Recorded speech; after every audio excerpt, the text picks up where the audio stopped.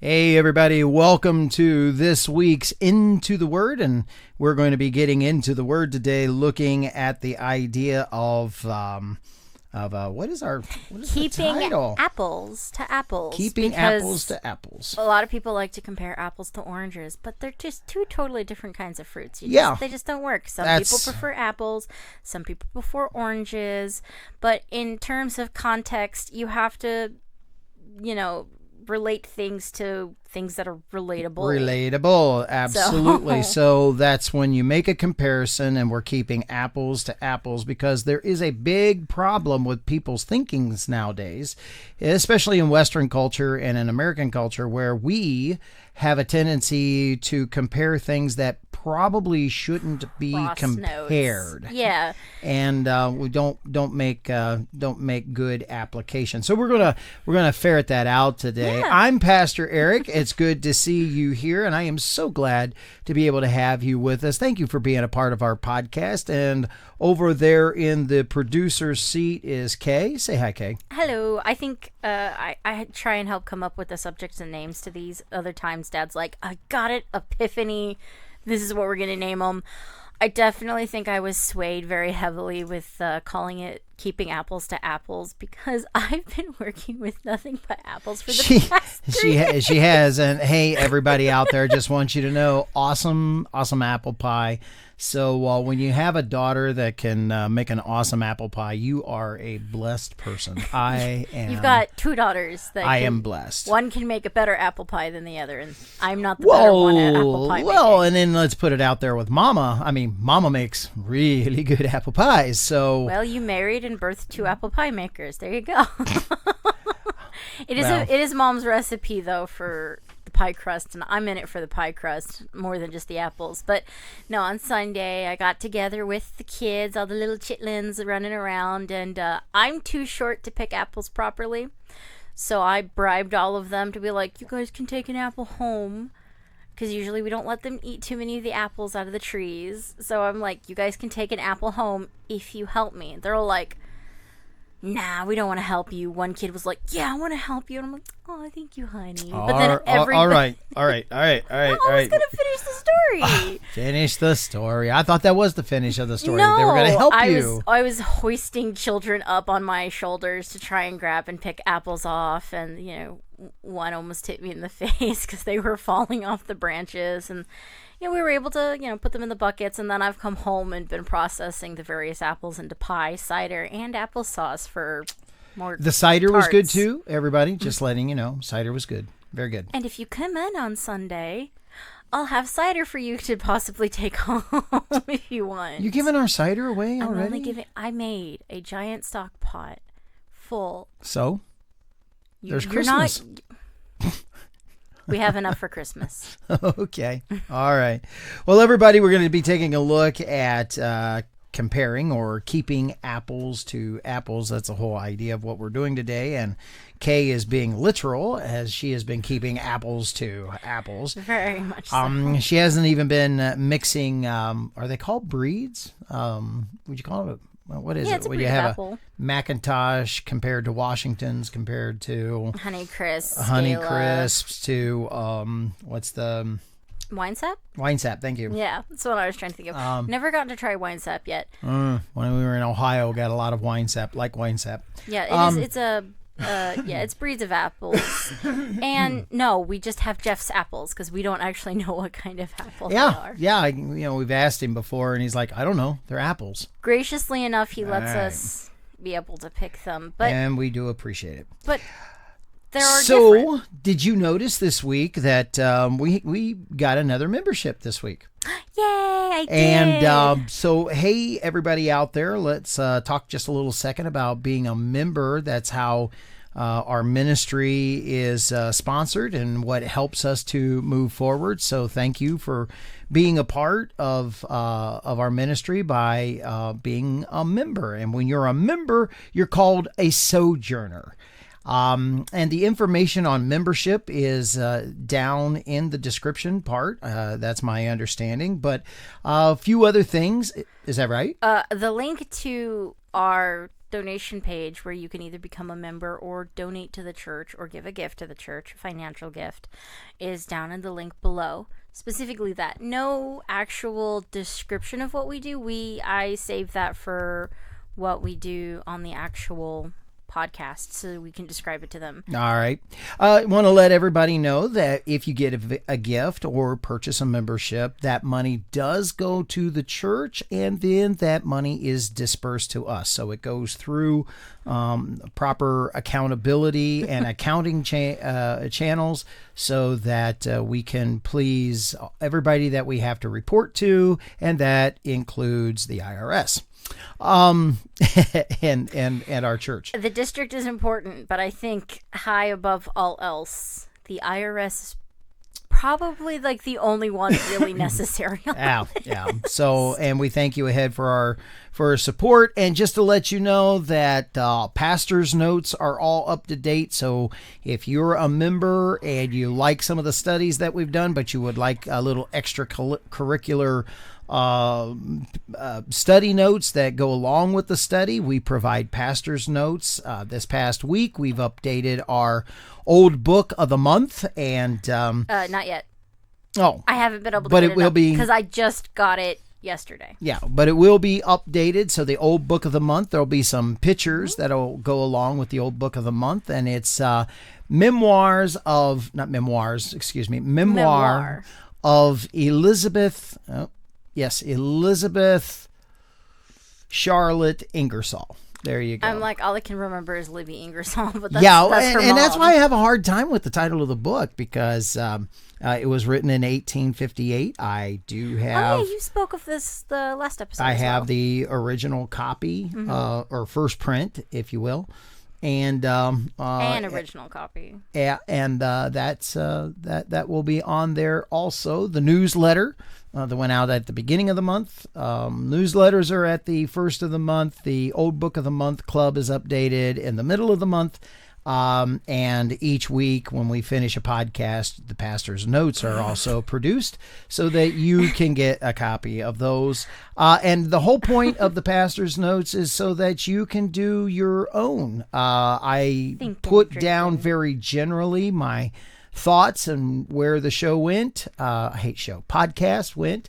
And then you can come in behind it and put in a lot of your own stuff. So you can either work it online, or if you would like, print it off and work with it on paper. Right. The easiest way to be able to print it off is that you can drag your cursor around it or tap it with your phone finger, and you can highlight it all, and then you can copy paste it in whatever way you want. It's a lot easier if you want to do it off of your computer, but as we all know, it's not always through the computer, but you might be doing it off of your phone. So if you don't want to do it that way, just have a piece of paper on the side, and then you can just use your phone as the other piece of paper. Yeah. However it is that you want to work it. But that's our membership. But also, we would appreciate your help if you could support us by either a one-time gift, or if you would like to give other times. All those ways are listed down below. So there you go. Hey, Kay, give everybody the run through. Where else can they catch some of our stuff? If you do not want to give us a financial donation, we understand that that's totally fine, but do you want to support us and see the other things we do it on X, on Instagram, on Facebook, and I think that's all that I can remember so far that we do it on. Each of them are different forms of stuff that we put out there. Obviously our YouTube, we would love it if you could subscribe and like the videos that you see us do. And of course, watch time's really important as well. Put it on in the background if you want, or if you just want to help us and just kind of like mute and play. We do have a lot of good things to say, but that's an option though. But It'll be really wonderful. We do shorts and long form videos here on YouTube, but on Facebook, that's actually where our largest community is for people who are not just for the podcast, but also through the church as well. So you get to see a lot of different church members and church people there. On Instagram, I post except on Sundays, I post a inspirational picture with a Bible verse. That was the Bible verse of the day, to try and just add a little bit of encouragement to get your brain thinking and keep your brain on God and on the scripture, which is very important. And every other day, on Monday, Wednesday, and Friday, I said that correctly. Wonderful. It's going to be a good day.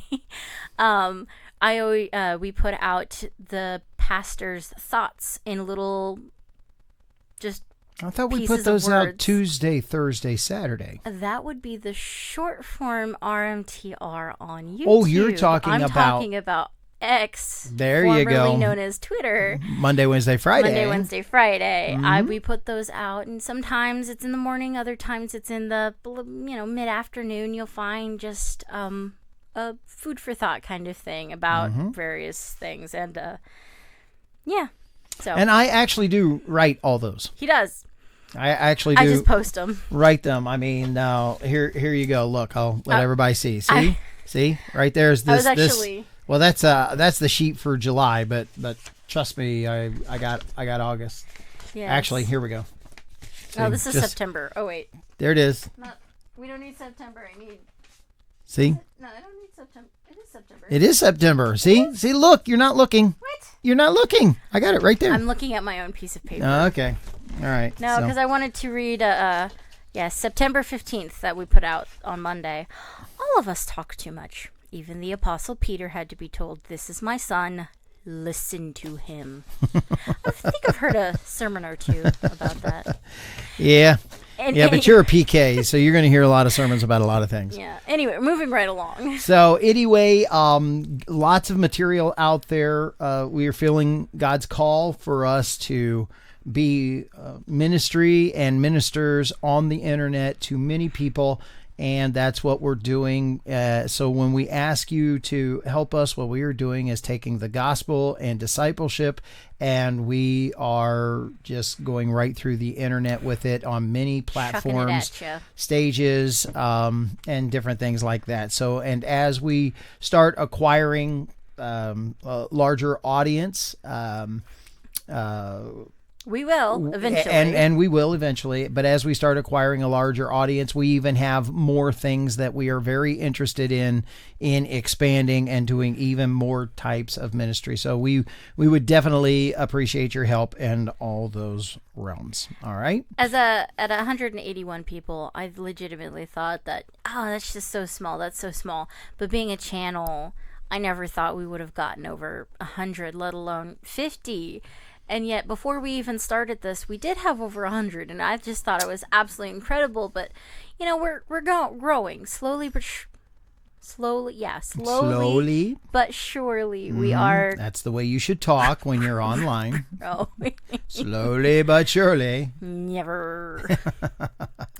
All right, that's enough about us. It's time for us to get into the word. So, but if you have any questions, please feel free to ask. And one other thing before we get going, this is part of our ministry, and part of our ministry is also praying for people. And so if you need prayer, feel free to reach out, and we will pray for you. We will. That's what we want to do. Prayer and we also have a prayer team through our church that we can share these requests with, and to pray for you.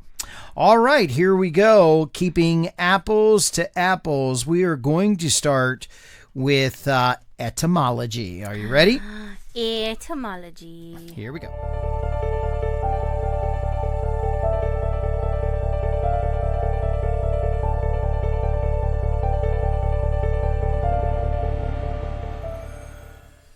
All right. So etymology, the reason why we're starting with etymology today as we're comparing apples to apples is because today if you've been with us on a couple of the podcasts, you know that I have said that we've been doing a lot of Bible studies and being into the Word by doing what you would consider topical type of studies. So you have a topic, you go through the Bible. What does the Bible have to say about the topic? Mm-hmm. But you also know, everybody knows that when we talk about that, I also say that that's not a common way or the way I enjoy speaking and preaching. And the whole point of what we do here is to say, I'm going to peel back the curtain a little bit. I want you to see how, as a minister, I go about preparing for a Sunday sermon. What do I do? Today, we're really going to do that. And so that's the first thing that we're going to talk about. We're going to take a look at a chapter out of the Bible, because in that chapter, there's we're not going to read it yet. You're right on. No, they can't see that. Oh, they can't see what you're doing? I'm like, you're blowing my brain by what I can see on the screen. They can't see that. They just see this side of the screen, not this side. Okay. So if you have a Bible, turn with us too. Turn with me to John chapter 11. Hear that every day on Sunday. Never gets old. Well, there used to be a fellow that was in my church a long time ago, and he has since passed away. I would say if you have your Bibles, and I could hear from the congregation, he would say, and if you don't, why not? And yeah. he's caused me to pause a couple of times, and once I got used to it, it was like, yeah, good one, That's a good one. Yes, why not? Because I have it on my He phone. can get by with that as a parishioner, but as a pastor, that sounds like I'm scolding people, and I don't want to come across like that.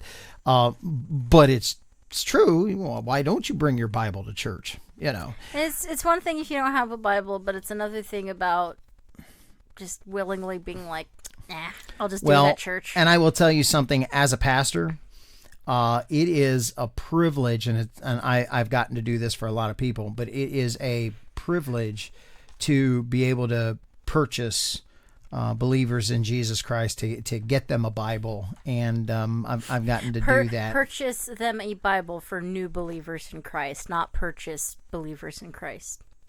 Why not? Oh, just kidding. Just kidding, everybody. Just kidding. Okay.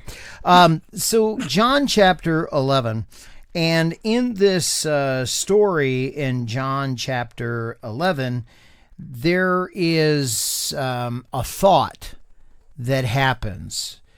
And a long time ago, I really worked, because I really struggled with, I heard a guy, okay, we'll start here. I heard another fella give a sermon on John chapter 11. And I had read that chapter. I probably have read the Gospel of John, my favorite gospel. One of my favorite books out of the entire Bible, because of the way that it's written, the meaning that is in it. It is just, I've just done a lot of work in John. I've chewed it up, and there's a lot of John. It's the only one of the three Gospels that is not a synoptic gospel. Synoptic, giving a snippet. That's not where synoptic comes from, but giving a photo picture of the life of Jesus Christ, and so it's a long, and going drawn out version, going through step by step of what happened. Actually, John does not. Matthew, Mark, and Luke do. Okay. Matthew and Luke start with the birth of Christ and go all the way through to his death. Mark starts with the ministry and goes through. John does not do that. The over half of the book of John is the last month of Jesus Christ's life. Actually, the last week of Jesus Christ's life kicks in at right around verse 12, or excuse me, chapter 12. I was like, verse 12, that's a little it's really, faster. really soon. And it doesn't start with just going into the life of Christ. It starts off with a prologue. Okay. It starts with a prologue, ends with an epilogue.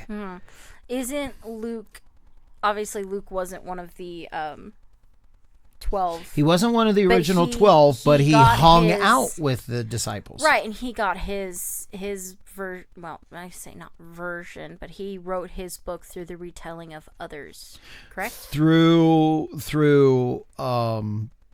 Mary Magdalene, Others through as in Mary, the mother of multiple- Jesus. I wanted to pull out those two particular women specifically, Interesting. because think about it. He got the birth of Christ. Isn't he a doctor?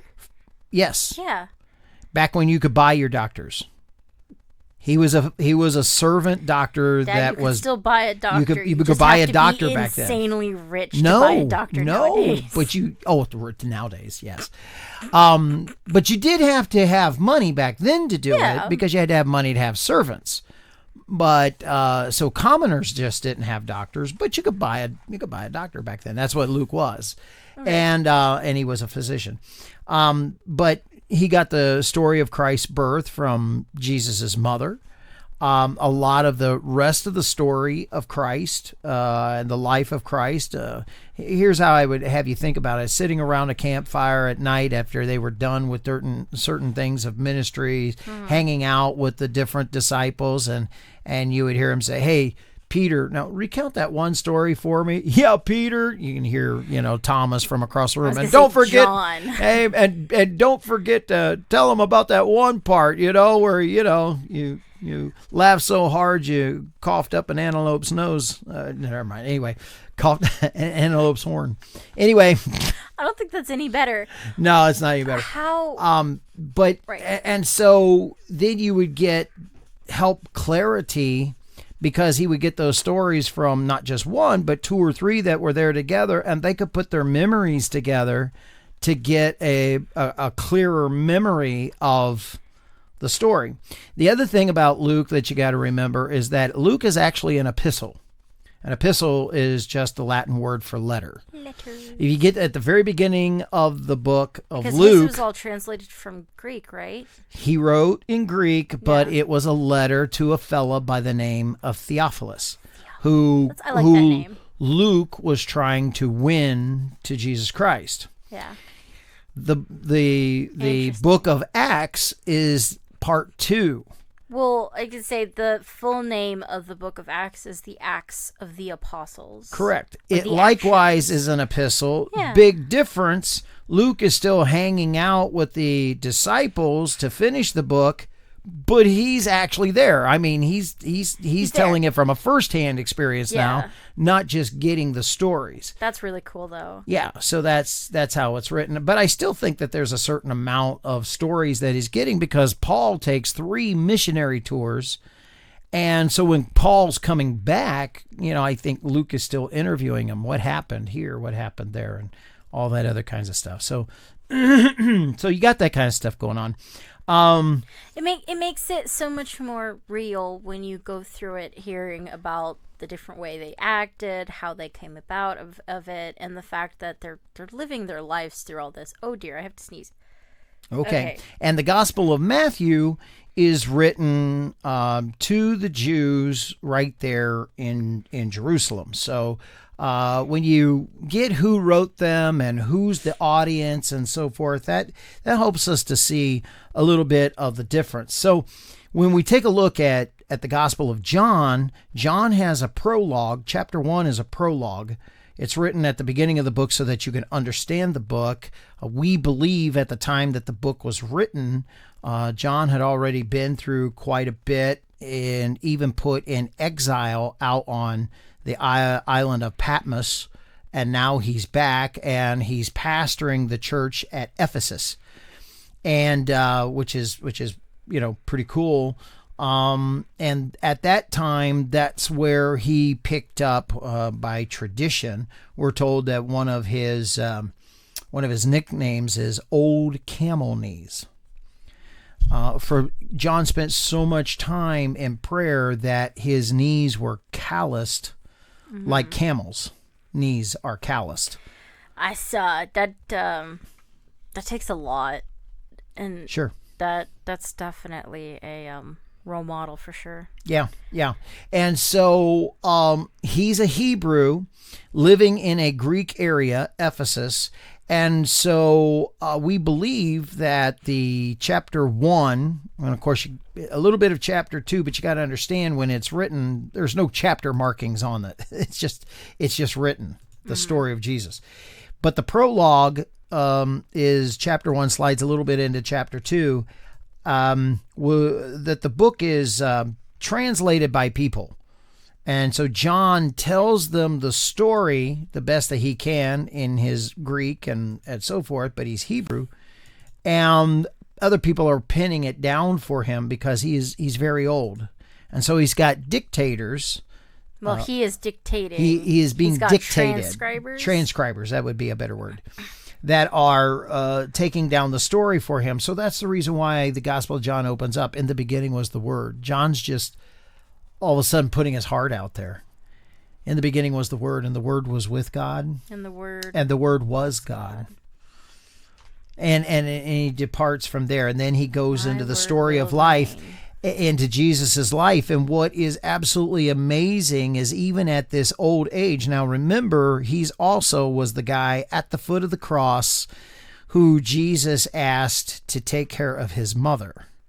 Well, we also know that he was So this the is youngest. after him taking care of Jesus's mother. So it's after Mary's passing. Okay. And you're absolutely right.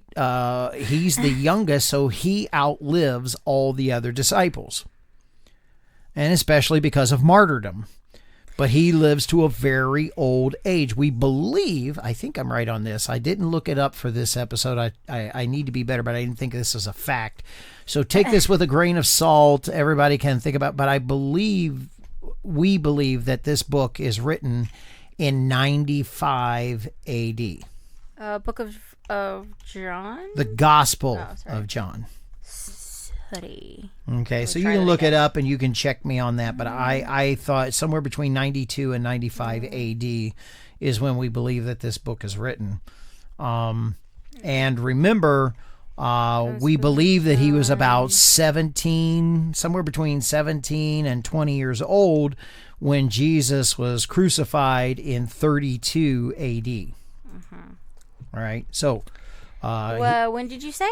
92 to 95 AD, I thought. Oh, you like shrunk the margin. They give between 90 and 100 AD.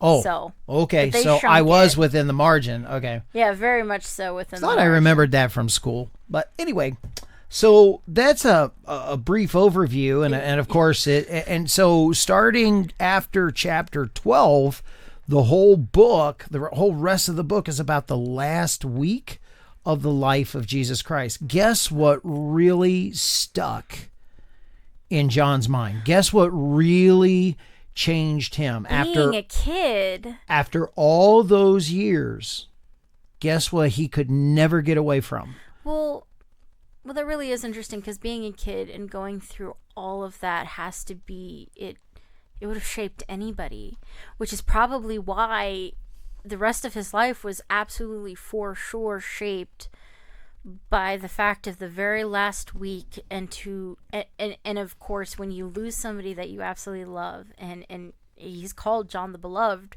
for the one because he is the disciple who loved Jesus. Yeah, and Jesus says it himself. I love this person, but then all of a sudden, in such a brutal way, they were taken from me, but then they're alive. And then they look at me and go, I love you. Let's eat dinner. Bye. And then has to say goodbye. Again. That's such a... But do you know why John was old camel knees? Such an obsession. The person that I love and I miss so much is in heaven, and the only way I can talk to him now... You got it. ...is praying to him. You got it. And that... And that hurts. He learned to have communion with Christ through prayer. Because I love him and I miss him and I can't wait to see him now again. Before he goes to Ephesus and becomes the pastor. Okay, I don't have anything over here. Hey everybody on camera, you're gonna watch me throw something. Didn't get there. You missed. Oh no. Now, before he goes to Ephesus, he's at Patmos, and he's stuck on the island. He's in exile. He can't get off of it. They didn't want to kill him and martyr him because they were afraid that the Christians would rise up. So it's like, you know what? Let's just make him go away. More than rise up, they would. Let's just make him go away. Right. They don't want any government strife. So let's just make him go away. So they send him to this Greek island. Okay. That's not too far off of the coast of Greek. By the way, if you go on Google Maps, you'll find it. Patmos, Patmos. Look it up. It exists this very day. There's still an island there, a Patmos. Don't think it's named Patmos. Yes, anymore, it is. Yes, it is. Every time I went to try and find it, I couldn't. And I mean, maybe within the past 10 years, I think about 10 years ago, I was on Google Map and just to have fun, and it's like, well, looky there. Anyway, and that's where an angel speaks to John. He has a Christophany at the very beginning, and he's told to write these things down. And then and he has a vision of Christ. It looks like the same person that is described in the book of Daniel, which is really interesting because the book of Daniel and the book of Revelations, which I'm getting ready to talk about, end up being very kindred books because it talks about future things. And so the person who appeared to Daniel has a very similar look to the person who appears to John the Baptist, who is also called John the Beloved, who is also called John the Revelator, because he wrote Revelations, who is also called John the Revelator. Old Camel Knees. Oh, yeah, that too. And so he says, come up here, and then he has this huge vision, and you start with Revelation chapter 4 all the way through 22, and it's just one giant story, dream that he has to vision, whatever that he has to write down. And we have been many, many years since trying to understand it. So we're looking at John chapter 11. And in that story of John chapter 11, I'm just going to give a real brief synopsis, but I'm going to read it here in a minute. We are told that Jesus goes and resurrects a good friend who had died. In fact, we're told that Jesus waited for him to die before he went to go see him. He gets there, and the people are there, and he is told, Lord, if you would have been here, our brother wouldn't have died. And when Jesus steps up to the tomb, the shortest verse in the Bible is recorded here. It says, Jesus wept. And I'm listening one day to a guy preach on this, and he says he wants us to realize how much Jesus understands our humanity. Even Jesus himself wept for his friend Lazarus who had died. And something inside of me just said, wait a minute, that can't be right. Highly suspect. Well, let me tell you, you know, now, it's not that Jesus isn't acquainted with all of our ways. It tells us in the book of Hebrews that we have a high priest who is acquainted with all our ways, who understands how we feel and why we react to things, because our high priest is human. Right. Okay. But it just does not ring with me that Jesus Christ, who had brought people back to life before this, he brought Lazarus back to life. He brought Jairus, back to the daughter back to life. Mm-hmm. You know, she's not dead; she's only sleeping. Brought her back to life, and who's healed other people. You know, he has the power of life and death. He's already showed that. Why he came from heaven? Why would he cry for somebody who went to heaven? The widow's son at Nain. Okay. Nain. Yeah. Jairus. You were Jairus' daughter. Jairus' daughter. And okay. Lazarus. And Lazarus. Okay. But he's already brought other people back from the dead. And not only has he ever also brought other people back from the dead. And I can understand that tests your faith. I get that. And if they're like, oh, but why would Jesus cry? Why would Jesus weep? Lazarus, his friend, should be in heaven. Jesus came from heaven. He understands the peace that is in heaven. It doesn't make any sense to me why here's a guy that goes to eternal bliss and Jesus is crying for him. Yeah, the only person I would believe Jesus would weep for would be the lost and weary who lost their life without, getting the chance at having eternal life. Having it, yeah. Right. So, I right then and there, it's like I gotta ferret this out because I don't believe, because you're not comparing apples to apples here. Right. The Jesus had been teaching and teaching and teaching, especially in the Gospel of John. Death is not something you should fear. The chapter before, I am the good shepherd. I am the gate. He teaches, no man enters in unless they come by me. He's getting ready to teach. Now, I will say that this is after John chapter 14. Jesus says, let not your heart be troubled. If you believe in God, believe also in me. In my Father's house are many mansions. If it were not so, I would have told you. So I go to prepare a place for you. And if I go to prepare a place for you, I will come again and receive you unto myself, so that where I am, there ye may be also. Sorry, got the King James in there, everybody. Oh. Even he's crying for Lazarus and looking at his schedule. All right, and we're going to move up the schedule on certain teachings here. Well, it just, I can't, it's not why the other people didn't cry. It's why would Jesus cry? Why did he cry? He knows all. Well, I'm asking, why would he? Why would he?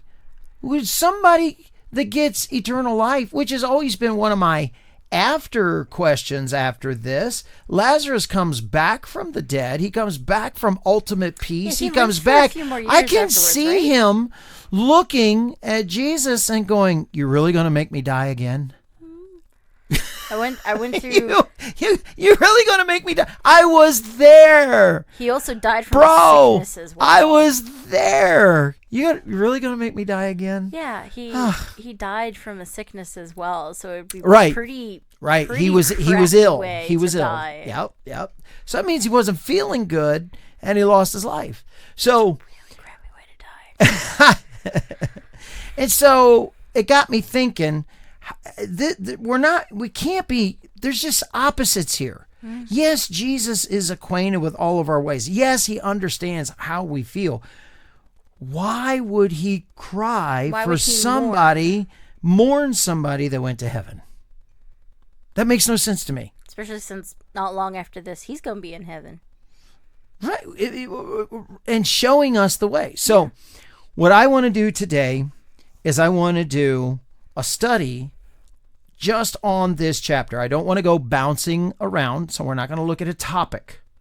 What we're going to do is we're going to do an exegetical study on this particular chapter to see, is that why Jesus cried? Because I think we're comparing apples to oranges. If he mourned over his death. He mourned over him, and then if that's true, here's the other thing. I need to correct my thinking if I'm wrong. Because that would mean I'm not reading the scriptures correctly. Let's because when we get to the end of this, what we're going to answer, and this is the main thing, and when we get to the main thing, we're going to cover the main thing, because remember, you got to keep the main thing. Did Jesus weep because he lost a friend, or did Jesus weep for another reason? And we'll cover that when we get there. So here's the etymology. First thing that I want everybody to understand, if we're going to do an exegetical study, what does exegesis mean? I've always struggled with this word. How to say that. So I'm like, because in Christian realms, it's got the word Jesus in it. It's not spelled anywhere near the word Jesus, but it's got the word Jesus in it. Yeah, okay, I got water in the way. And it's called exegesis. Right. So if you know the prefix exe, that means out. Yes, I do. Okay, exegesis, but not Jesus. Yeah. Exegesis. Exegesis. Which is really funny because when you put etcal on the end of it, it's exegetical. Yeah, that's why. So it changes it, but it's exactly why I'm so exegesis. How to say it? And if you look at the if you look at the thing down there, highlight the enunciation key for me, would you? This? Yep. Yeah. So exa, it almost has an A sound. Exa. And if you look at that right over the E, that's a long E sound. So it's Jesus. Yeah. Exegesis. There you go. And go ahead. What is the definition? Can I have a tiny bone to pick over the fact that this is a G and yet we have to have a J?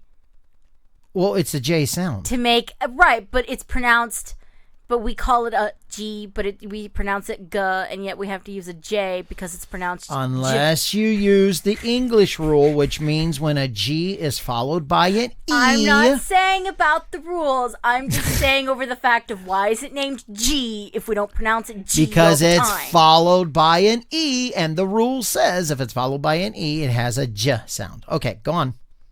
It's followed by H. No, it's not. A, B, C, D, E, F, G, H. I'm talking about its You're name. You're trying to be funny. I am not trying to be funny. I'm trying to read the definition, please. Kick the dead dog. You can read the definition. Okay. Here you go. Politicians accustomed That's to an speaking. explanation. The definition should be on down. Exposition, explanation. Especially in No, this is the down below is an exegesis. You went too far. Yeah, right there. Well, right there. As an exegesis. Okay, go ahead. I said it's an exposition or an explanation. Exposition or explanation. All right. Especially an explanation or critical interpretation of a text. Okay. And so in order to do a critical interpretation, it means that you need to take a word study and go, okay, what does that word mean? What does that word mean? What does that word mean? In order to pile all of that together. And we're actually going to do that. I'm going to show everybody today a tool when we get over to BibleGateway.com that I like to use in order to be very, very plain. I mean, I like to go look at the meaning of the words and how does that work in Hebrew, and we're going to do that today.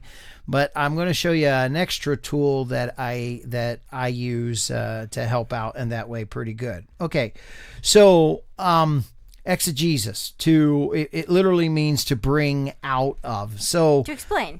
Yeah. So what we're going to do is we're going to go over to Google and ask Google, say, hey, Google, what is an exegetical study? Yes, we shall, I guess. Okay, don't forget to make it large enough so everybody can see. We'll get there. What is an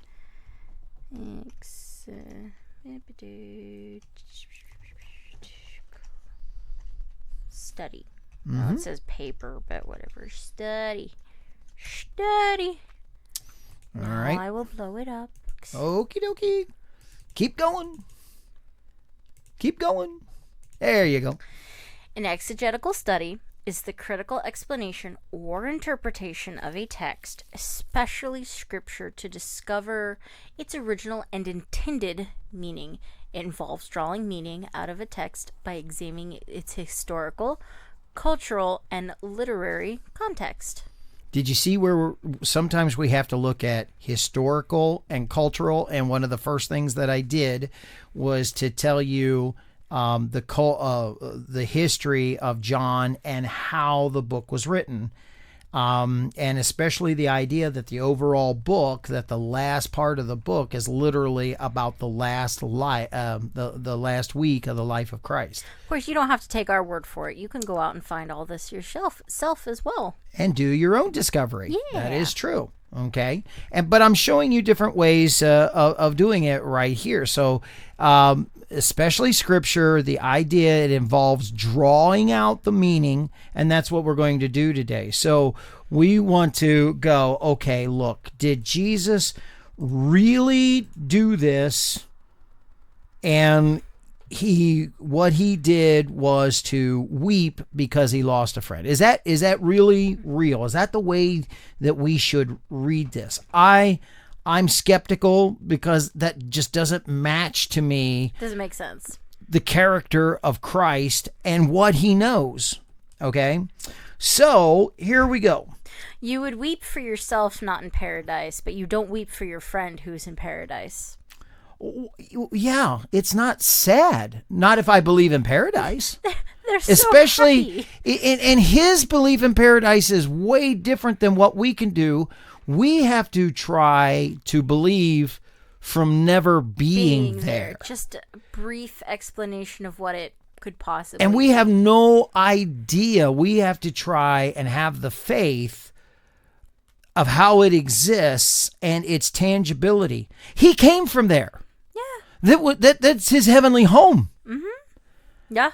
So as far as having the reality and everything that goes along with, so why would he weep for his friend who is in his heavenly home, somewhere where Jesus has distinct reality? Okay. But interesting way to put it. All right. So let's get over to the scripture. Let's read this story.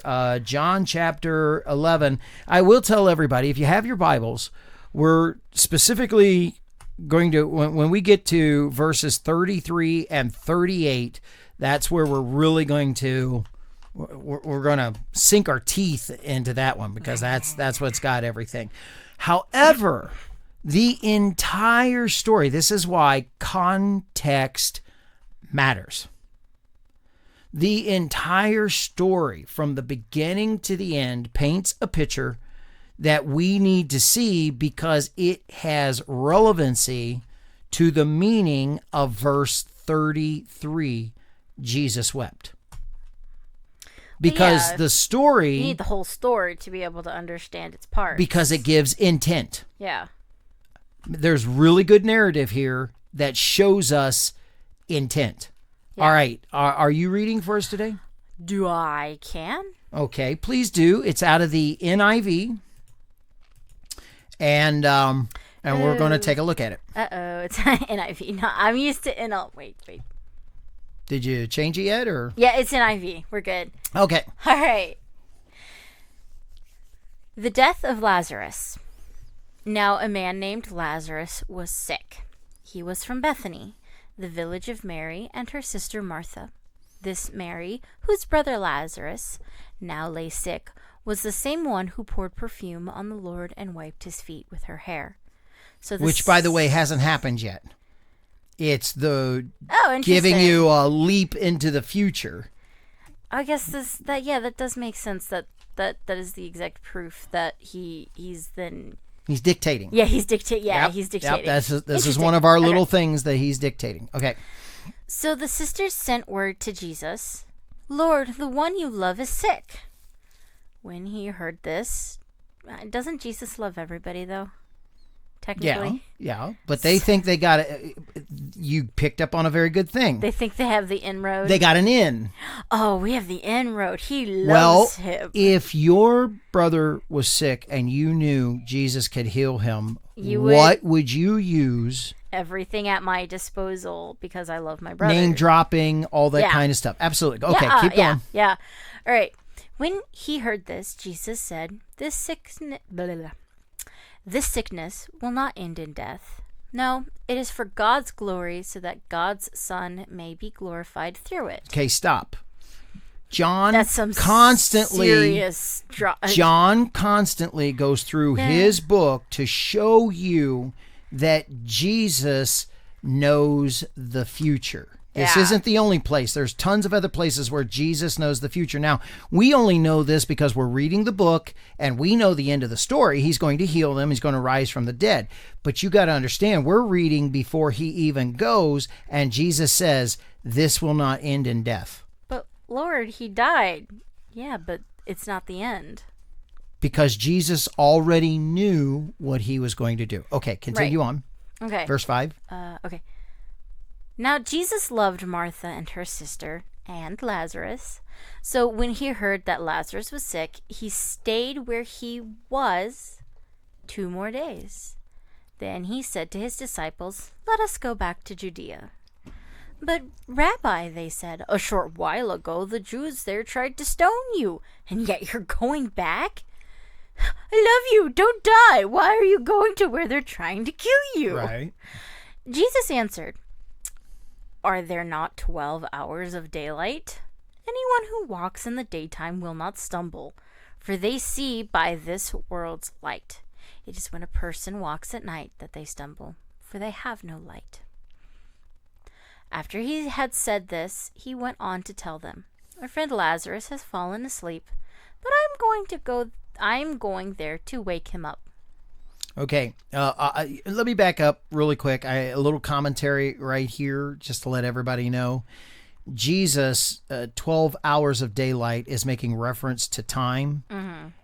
He only has so much time. Mm-hmm. That's what he's really talking about there. It's a little parable. And there's going to come a time when night is going to come and stumble because there's no light.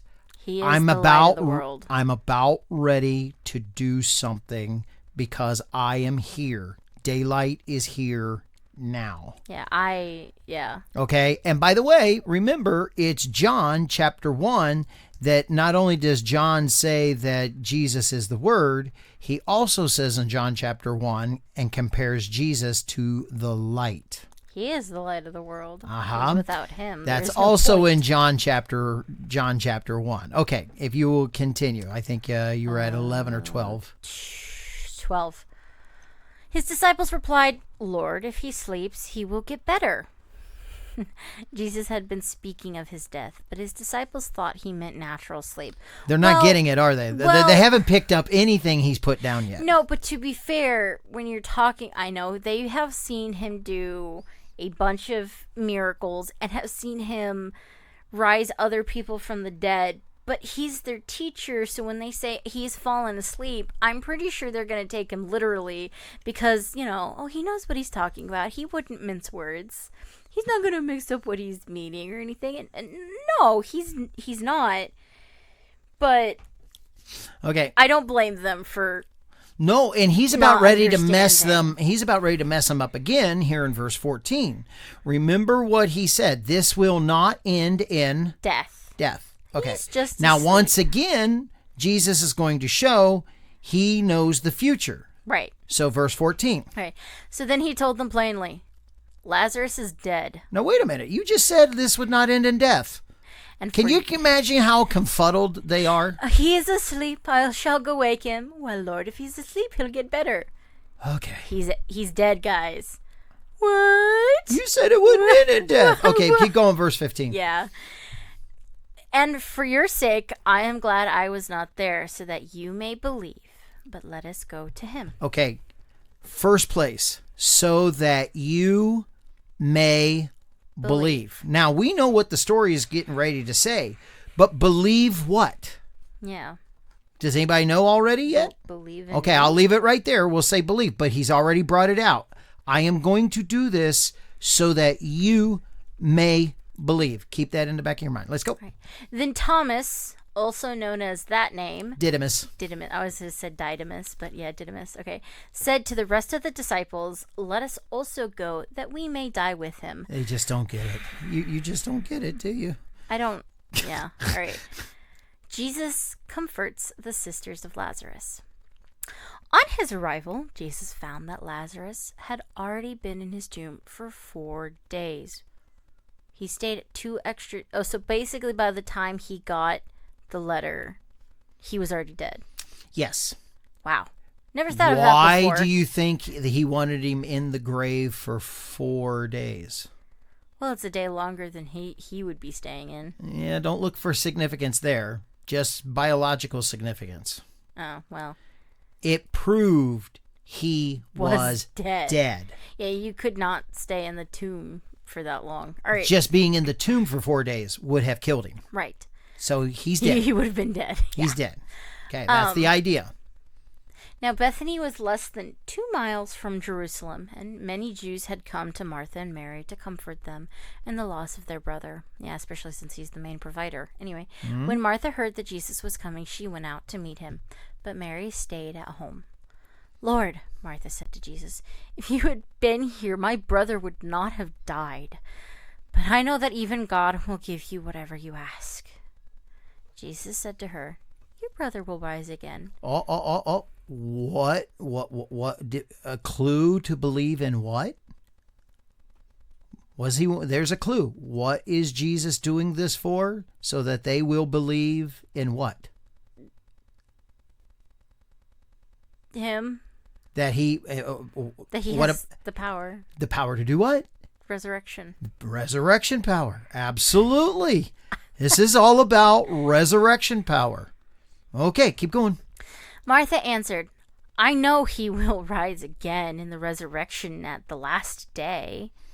Jesus said to her, I am the resurrection and the life.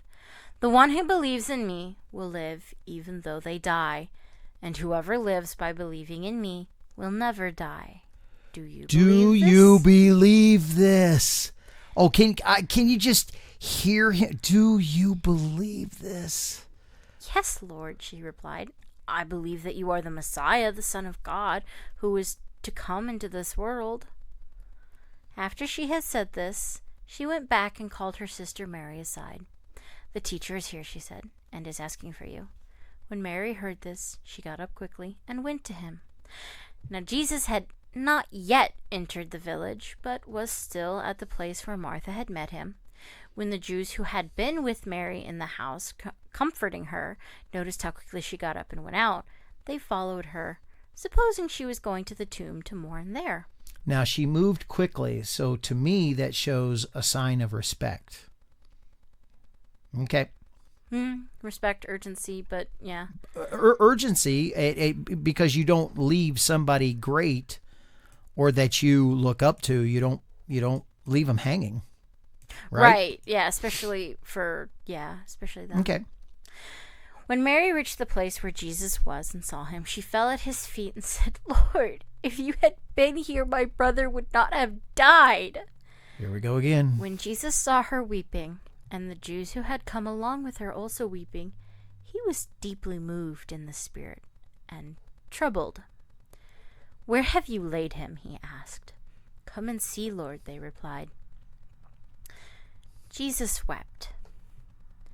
Then the Jews said, see how he loved him? I said that right? See how he loved him. Yeah, I said that right. Okay. But some of them said, could not he who opened the eyes of the blind man have kept this man from dying? Let me rephrase that. He healed the blind man. Why couldn't he just come over here and, heal Lazarus? And keep him from dying. He would have been fine. Why couldn't he come and heal him? Okay, so let me throw this in here. Resurrection versus healing. Okay, we know Jesus could heal. We say we believe in the resurrection. And Jesus has just told us he is the resurrection and he is life. But we only believe that he can. What we're doing is we can only believe that he could heal. We really don't believe the resurrection. Now, let's understand why. This is a difficult belief. It is. Have you ever seen a corpse stand up and walk? No. Because most people, if you did, would probably pass out. Totally get that. I was going to say, they would probably quickly become a corpse as well. Yes. I totally get that. But Jesus is asking them, do you believe this? Do you believe? He's already said it to his disciples. I'm doing this so that you will believe. He's met Martha and he's asked her, do you believe? Here comes Mary And she and all the people all around him are going, well, if he would have been here, so tell me, did they believe? Because they said if he would have been here, he could have healed him. He wouldn't have died. We all know those whispers about at funerals and various functions where people get together, the whispers, the jabbing and everything. It's the Bible definitely is like, look, humanity doesn't change. Leave it up to your interpretation. Obviously, if they're whispering and talking about, oh, could he who opened the eyes of the blind man have kept this man from dying? But there's a resurrection. It doesn't matter about death. No. Death is final. It only matters if you would have healed him before he died. Ugh, I can't believe it. I know, right? So the question is do they really believe in resurrection? When it's something that has only been taught, but then they've never you've never seen it. It's a hard concept. I want to give them the benefit of the doubt, yet he is standing there and the whole point is he's trying to say, I am that. I am that. I am that. That's what I am. That's what I am here for. And right. He did this, and by the way, not the first person that he's raised from the dead. Raised from the dead, right. This is a really hard concept anytime, and this is why it's so important to really go through and formulate your own thoughts in thinking about these and going through. Don't just regurgitate what other people are saying. You have to actually bring it in and understand it, because you can say, oh, I understand that and I think about it, that's fine, but when you actually come to talk about it, you have to reconcile with yourself that it is something that you truly believe and that you truly can say that you understand. And that's such an important part of your faith, to actually have a strong base in that foundation. Because if you don't make it your own thoughts and you don't reconcile it with your own emotions, it's super easy to be like them and like, well, of course we know there's going to be a resurrection. Well, yeah, of course I believe. Of course. But they're just saying it because that's they've been taught to say. Yeah. It's not, I believe, I truly believe, and I understand that this is going to happen. And that's, as you grow and you mature, that is something that you must, please learn it. And especially if you're earlier in your relationship with Christ and your walk, that is such an important base to work in there. Not that you can't, if you're an older Christian or have been a Christian for longer, but it is something that you will get, it'll come to heads. Eventually, something will butt heads with it. And if you don't have that in your walk, you can very easily be blown away. So as we look at this, there's two sides to faith. And we get this beautiful picture here. One side is a sad picture. The other side is a beautiful picture. I think it's beautiful. The sad side is Jesus is standing there and saying, do you believe? And they're all showing, they're saying, yes, we believe. Yes, we believe. If you would have been here when he was sick, he wouldn't have died. Yeah, but I'm the resurrection. Well, yeah, we know there's That's the resurrection. Other side. Jesus started off by telling him, I waited for Lazarus to die so that I can take you disciples there so that you will believe. And as he's walking and leaving, the very last guy, okay, let's go die with him then. Oh. He gets there. He sees Martha before he ever gets there. Martha, do you believe? Oh, yes, we believe that there's a resurrection, Lord. But if you would have been here, he gets to Mary. And her only defense is that they're both exasperated of, it's been 4 days, it's still fresh, it hurts, my brother's gone, and you could have done something. But I'm here now. Do you believe I could do something now? Right, of course, sure, but why weren't you there then? Well, there's going to be a resurrection in the day. Not about night, not, if you would have been here earlier, you would have healed him. There's going to be a resurrection in the day, but right now, can you do anything for me? No, he's dead.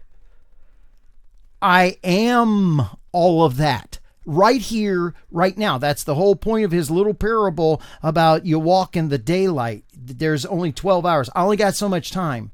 I'm going to be out of here in a little bit. You got my 12 hours here on earth right now.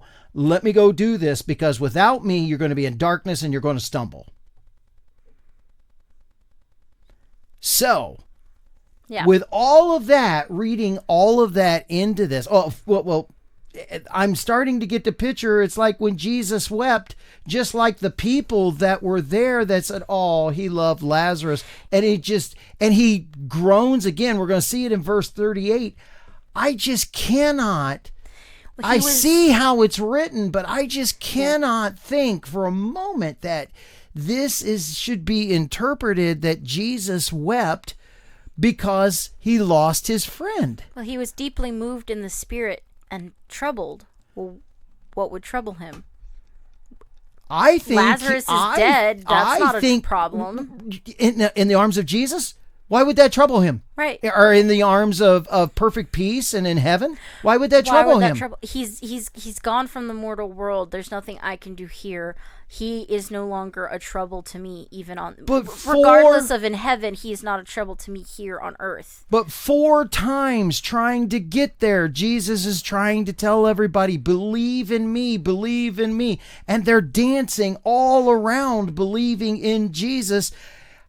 I would think that he's about ready to bite a nail in two. I'm frustrated, and I can definitely say this is one of the most relatable things. I am frustrated. I am so angry. There's nothing else to do because I can't. Well, we don't see the word anger. In fact, I'm getting a little ahead of myself. Can I finish? But I do know. I want you to finish in just a second. Let me throw this in. It says in the King James and other ones that he groaned in his spirit. That's how they translate it. So go ahead. That's deep groaning. Well, I say this is because with frustration then easily becomes anger. And maybe that he's not angry, but when you're frustrated and maybe he's sad because of who is troubling him, which would be the people that are currently, on earth with him. But suddenly the culmination of every time you come to this situation and it just keeps festering and it keeps piling up and there's the buildup of emotion, you cry more than just when you're happy or just when you're sad. You cry as a release from so many emotions in building up that it physically brings out. Your tears are chemically different depending on why you're crying, whether it's anger, whether it's sadness, whether it's happiness. They actually come up chemically different because it's your body's natural reaction to release all of the emotions that have suddenly pent up. And for sure, Jesus has been having a lot of pent-up emotions over the subject. Well, remember, he is preparing to die. The little thing the little thing up at the top when he says you've only got 12 hours so that you can walk in the light, says he already knows about his timetable. But he's aware. Yeah. So think about all that stress. I've only got so much time to get this information to you. Do you guys believe? Yes, Lord. Let's go die with him. And I'm sure everybody, even a kid, you're tired, you're sleepy, all of a sudden something doesn't go your way, you're frustrated, and there's just a buildup of emotion. Any stage of life, you can understand that, but you when you look at this from, he is human. He is actually having a natural reaction that other people do as well. You can, if you understand it from that point. And that's the picture that we get. If you can say in this scripture that Jesus is identifying with people, but it's not about Lazarus dying. No. He didn't weep because Lazarus died. I'm looking and I'm seeing this whole story and it's like, wait a minute. I think Jesus wept because they still aren't believing who he is. Now, remember what I said about John. This section is in the last month of Jesus's life, but in 2 more chapters, from chapter 14 on, we're going to be dealing with the whole last week of Jesus's life. John moves in, and there's 22 chapters, so 14 to 22 is about the last week of Jesus's life. That's the bulk of the book. And so how many chapters are there? 22 chapters in John. And so that's all that you've got. And remember what I said, this stuff at the end of Jesus's life really stuck with John. really stuck with him. 21. Oh, there's just 21? 21, yeah. 21 books? Okay. So finish reading this for us, because I want to show everybody a little tool that I like to use. And but I want to finish the story. Right. So I still can't believe that he is weeping because his friend Lazarus died. That just doesn't make sense in a story, especially when the whole emphasis of the story is, do you believe? Do you believe? He even said ahead of time that it's not going to end in death, and I'm doing this so that you will believe. He's giving all these hints before it ever happened that he's going to raise Lazarus from the dead. So why would he cry in front of everybody? And I say that, we give a lot of leeway to the disciples and everything, but like, they've spent 3 years with Jesus. You think they'd pick up on his habits of dropping hints like this? I told you, they're not picking up what he's dropping. Really not. So, really? Okay, go ahead. Jesus, once more, deeply moved, came to the tomb. It was a cave with a stone laid across the entrance. "Take the stone away," he said. "But Lord," said Martha, the sister of the dead man, "but by this time there is a bad odor, for he has been there for 4 days." Decay. "Brother, Decay. I love you, but you gonna stink." Mm-hmm. Then Jesus said, "Did I not tell you that if you believe, you will see the glory of God?" He reiterates it again. Okay, so they took away the stone. Then Jesus looked up and said, "Father, I thank you that you have heard me. I know that you always yeah, it's new. I knew that you always hear me, but I said this for the benefit of the people standing here, that they may believe that you sent me." Okay, stop again. If in his prayer he said it was for the benefit of everybody else there, then how could he possibly be weeping for his friend? Yeah, he knows what's getting ready to happen. I am doing this for them. Well, then why would he weep? Exactly. Yeah. Okay, finish it up. Right. All right. I mean, how can a preacher preach that with that verse right there? Well, context. Context. It's still part of the story. It was back at verse 33 that he said it. We're down at verse 42. See what happens if you don't read the whole story? Or even if you do read the whole story, if you don't properly go through and dissect it apart or keep it in context and learn truly what's going on, if you don't have the brain or the mind or the spirit to want to draw that information out from God's word, you're not going to see it. You're just going to read a bunch of words, gloss over the main topic, and go, "Oh, he cried. That sucks. Why do people cry? Most likely because he's dead. His friend died. His friend died. He said they loved him." Yep. Oh, so, you're right on. You're right on. But it's more than just about the fact that it's like context or not. It's about the care to really understand what God is trying to tell us. Okay, but I do think context. You said it doesn't matter, but yes, context greatly matters, because if you would have but that's read, not what I meant. Oh, okay. Context isn't the only thing that matters. Isn't the only thing. Okay, that's a big difference. Sorry, because when you read that last verse, 42. Yeah. Continue on with the story from 33 and you read 42. The first thing that you get is how wrong all the people are that, he wept because he loved them. If he was here a few days earlier, he'd be able to save him. This is to show you the contrast between the two of them. But then to have a preacher in our time period, in our day, are we okay? Yeah, I'm fine. I'm supposed to... That shouldn't have popped up. Okay. Oops. But to have a preacher, a minister of the gospel, to preach and to say, look, even Jesus' heart was broken because Lazarus died. No. Hold up. Okay, let's hold up. Wait a minute. That's not right. Go ahead and finish our story. All right. So they took away the stone.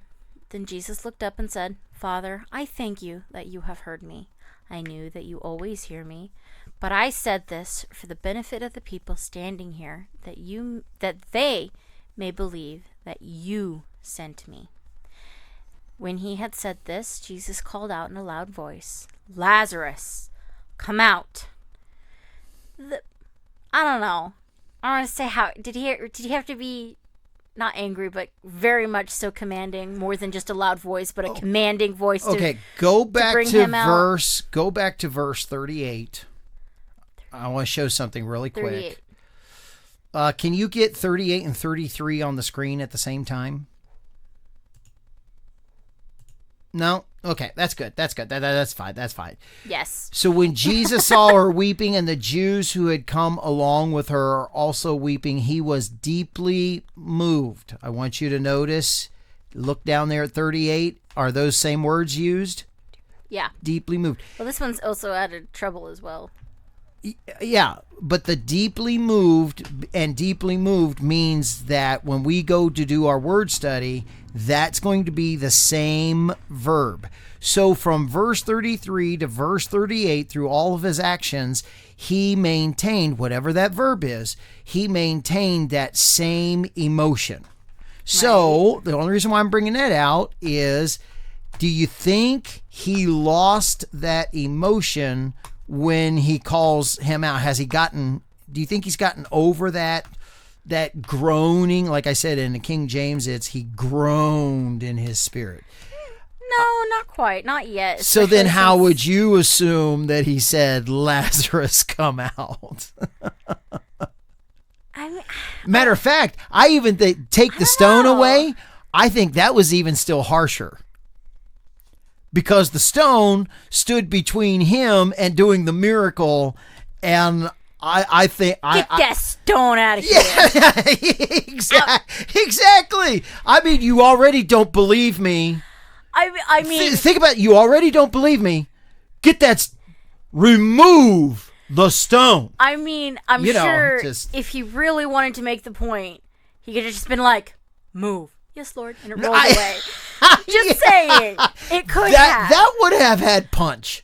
I'm telling you. But for the reasons, he needed the people to do it. He needed the people to be invested in it and moving it as well. He needed them there to do, because with as troubled as and as deeply moved in his spirit as he was, he could have just completely just swiped it away, called him, brought him out. He could have said, "Move." Absolutely. The stone would have obeyed. And yeah, absolutely. I'm really emotional right now. Every time I'm talking about this, I'm getting ready to cry, and in the best of ways. Okay. Pretty exciting story, though, isn't it? It really is. Yeah. Did we get to finish it? You really do want world peace? No. That's sweet. I love you. I really do. But he needed them invested in it. He needed them to have action in it. He said, Lazarus, come out. The dead man came out. His hands and feet were wrapped with strips of linen and cloth around his face. Jesus said to them, take off the grave clothes and let him go. And old preaching point. Do you know why he had to say, Lazarus, come out? Because if he would have just said, come out. Jewish tombs are family tombs, or they hold multiple people in them. Right. So if he would have just said, come out. Everybody would have come out. But also imagine the decay that immediately got fixed. So? Well, no, I'm just adding to the thought behind it. Imagine the decay of Lazarus' body that immediately got fixed and healed. Maybe. Or maybe God held it in stasis so that when he did come back, it was still okay. Awesome stuff. He had to waddle home naked with strips of linen cloth around him. Maybe somebody gave him their cloak, hopefully. I don't know. I'm not giving a dead man my cloak. He ain't dead no more. I especially ain't getting, no, he gonna get his own. He came back from the dead, man. I'm telling you. Okay, so here's where we need to go. And that was some beautiful Bible reading. I want to show everybody a tool, and especially because of BibleGateway.com. So if you'll back up Bible Gateway. Yeah. Go back to the top. We've been reading in the NIV. I want to show you a particular translation that is very old that helps. It's the very last one. It's called Young's Literal Translation, or YLT. Now, this is tough to read. Okay. Because the way that Hebrew and Greek breaks down, it actually takes more words than what we have in English. So you'll get lots of extra words in a sentence because of the phrases that the Greek use. Now go down. Sir, lo, he whom thou dost love is ailing. Yeah, see what I mean? Oh, no. So let's go down and look at verses 33 and 38, and let's take a look. Literally, what does that verb, or that description word, actually it's not a verb, that describes Jesus's emotion? What does Young's literal translation, and so what Young did, I believe this is well over 100 years old, is when he translated the Bible into English, he used the literal English words from the Greek. Okay. So Jesus, therefore, when he saw her weeping, and the Jews who came with her weeping, did groan in the spirit and troubled himself. Well, there you go. As a literal translation, it uses the word groan. So it should match verse 38 too, because it's the same verb. So it says in verse 38, Jesus, therefore, again, groaning in himself, cometh to the tomb, and it was a cave, and a stone was lying upon it. That's a literal translation. So there you go. It's the same verb, and it's translated both places as groan. Now, I can see, although I don't believe it with the rest of the stuff, but if Jesus is just groaning, I can see how preachers in modern English would go, well, he's just groaning. Although There's a lot of groaning that you can interpret. But I look through the whole story and I'm going, okay, I'm interpreting that groaning as being, I don't know, just oh, you people aren't getting it. Oh, so it's not about the dead man. No. It's about the people around him. But if you can't understand that kind of groaning, then I guess I can see how you would think, well, that kind of groaning is what people do when people die. And they're sad that their friends are gone. So I guess he's groaning because Lazarus died. I don't see that either. But I can see, me personally, I can see how somebody else might interpret it that way. Maybe, but I guess over technicalities and stuff. But approximately 163 years old. It was first published in 1862, Young's literal translation. Yeah, 1962. Oh, okay. 18. No, I'm doing the adding of the years up in my mind. So it's well over 100 years old. It's heading towards 163, I said. Oh, you did the math. Okay. No, I didn't do the math. I started out saying approximately 163 years old. There you go. It was published in 1862 by Robert Young. Yep. So that's a nice tool, but that still leaves us there. So let's go look at the actual words there. So yeah, bring up Blue Letter Bible, and everybody, we had I thought we were going to Bible Hub next. Oh, okay. Let's do that. Let's look at Bible Hub. I'm sorry, I thought we were already there. No. And the reason why I want to go to Bible Hub and let everybody know this is because Bible Hub, once we look this up and get the very specific verse, Bible Hub is going to give us a bunch of different versions and to say the different ways that it is translated in different versions. Bible Hub froze, so I have to look it back up again.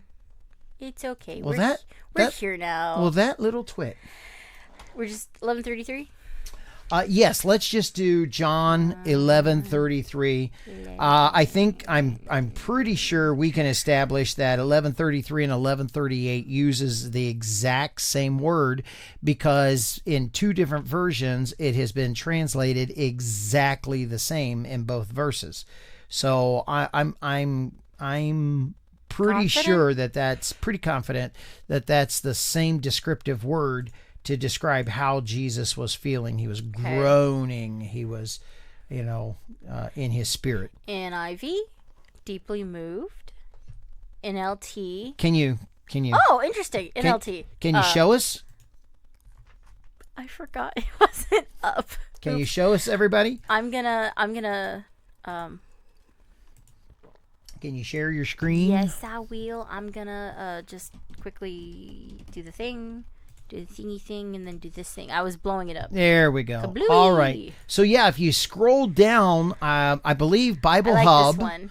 I believe Bible Hub gives us in different translations the word that is used.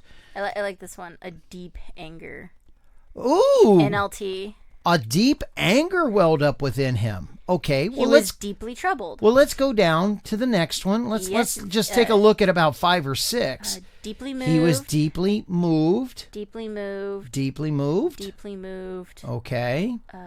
Two, 3 more. Groaned in his spirit. That would be King James, right? Both in KJV and KJV. Okay, because Deeply that's what I'm moved, used to. Deeply moved. Deeply moved. Highlight it for everybody so they can see it as you go sweeping by. I can only highlight so fast. Yeah, that's fine. Deeply moved deeply there. Moved. So go down to the next one. Deeply moved. Legacy standard. Yep. Deeply moved. Ah. There you go. Okay, hold on. And we'll make Amplified Bible the last one. All right. Deeply moved in the spirit. Deeply moved. To the point of anger at the sorrow. To the point of anger. Oh, there's another one that used anger. Interesting. Yeah, but in brackets. So everybody else is groaning or deeply moved, but we've gotten two that have actually used the term. Don't know about the Amplified Bible, though. Anger. Yeah, to the point of anger at the sorrow caused by death. But I'm not quite sure about the context with that. And was troubled. Well, that's very interesting. He was angered about the sorrow that was caused by death. They didn't. In other words, they didn't bring back the whole point of the resurrection. That they don't have to worry about death. It is only temporary. So this particular Bible translator, okay, so we've only gotten 2 out of you rattled through about 12, really. Did I? Yeah.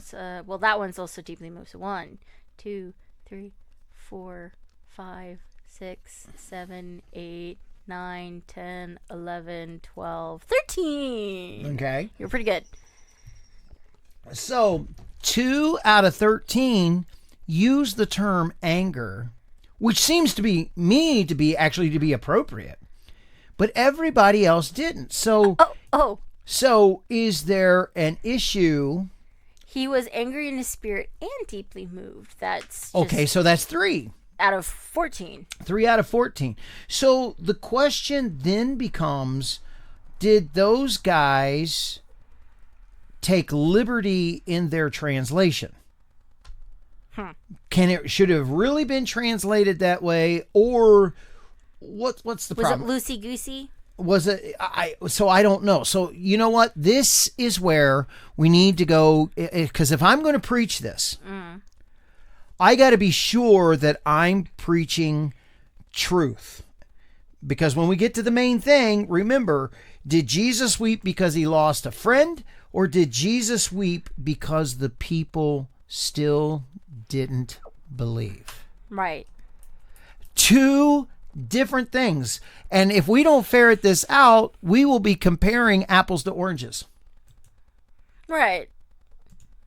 So if you can get us Strong's Concordance on John 11:33, right? 11:33? Yeah.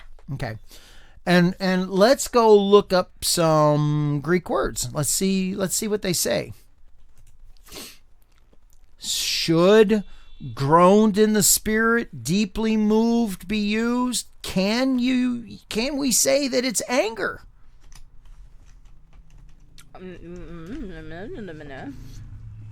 Or did Jesus really cry because he lost a friend, and in that moment we get a sight of Jesus.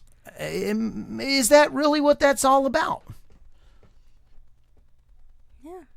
All right. When Jesus therefore saw her weeping and the Jews also weeping, which came with her, he groaned. Okay. Let's click on that word. It's translated groaned, and let's see how it is.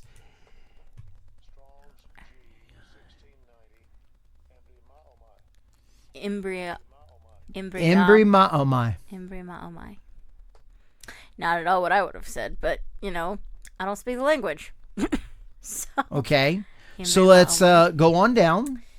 And what we're going to look for, by the way, scroll back up just a little bit.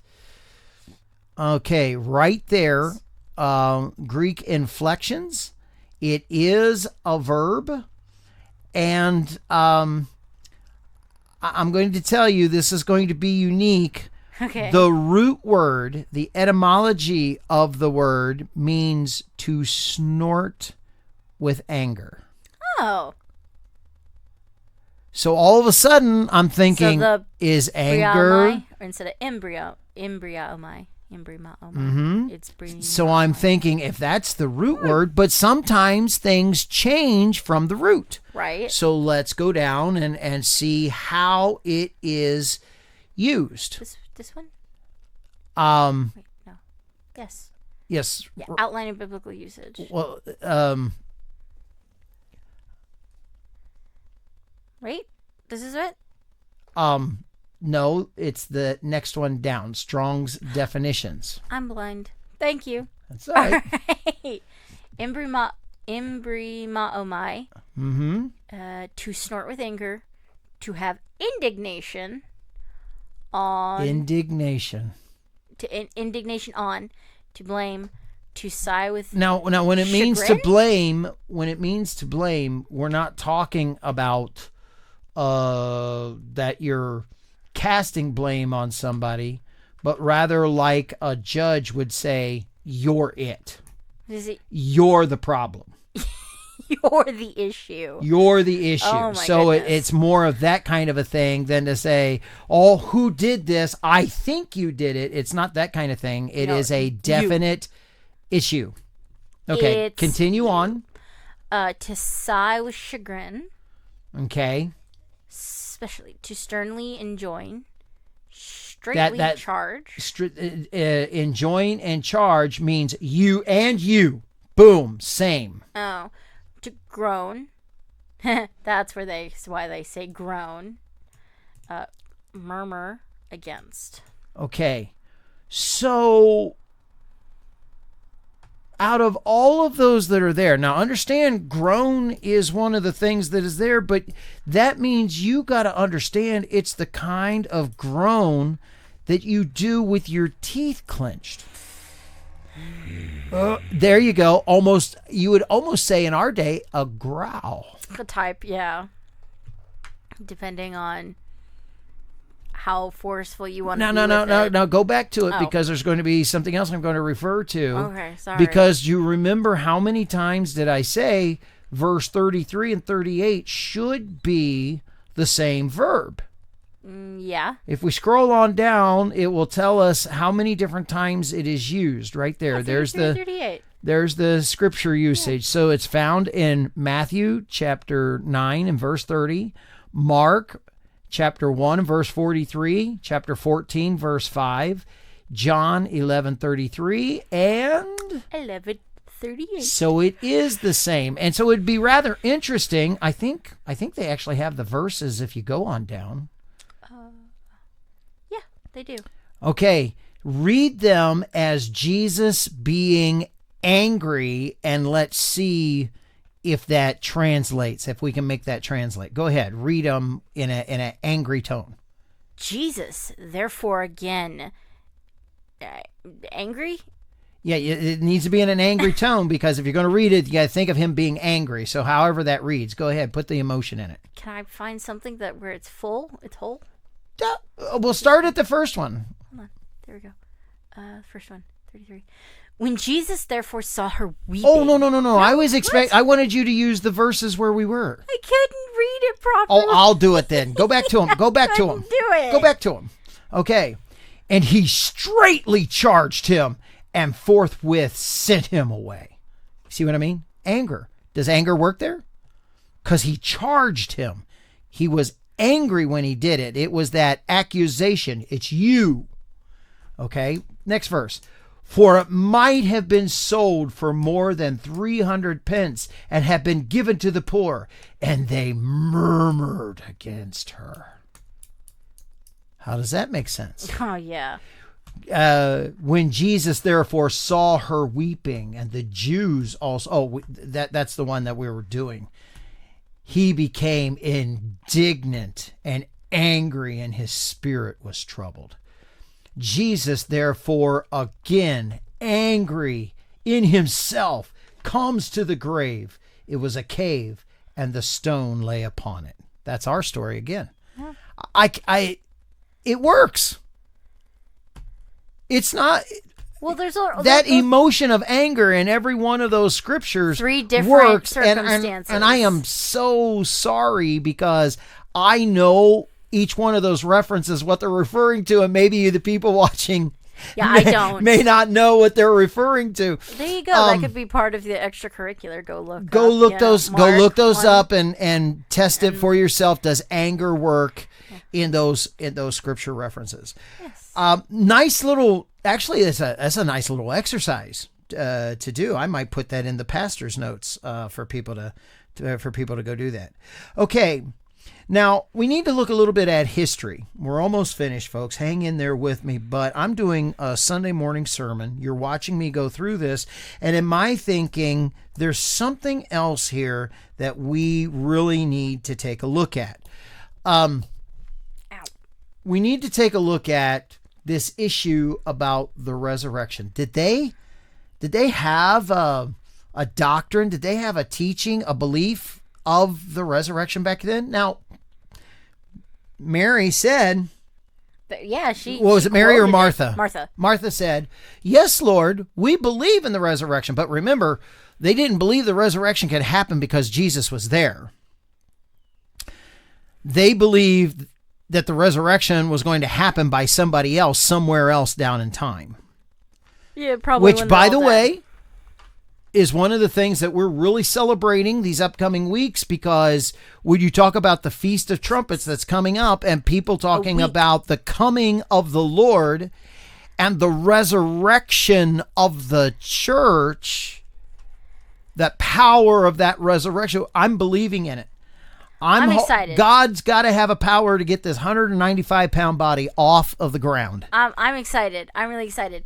And a quick story about that excitement and just the unadulterated incredibleness of it is I was talking with my nieces and they have a thing and she's very visual when it comes to learning, and she's like, when I first told her, she's like, "Is it this close? Is it this close?" She said, and I go, "No." I take her hands and I pull them back a little bit. I'm like, "It's this close." And then the next time I see her, without thinking or whatever, she just looks at me and goes, "Is it this close now?"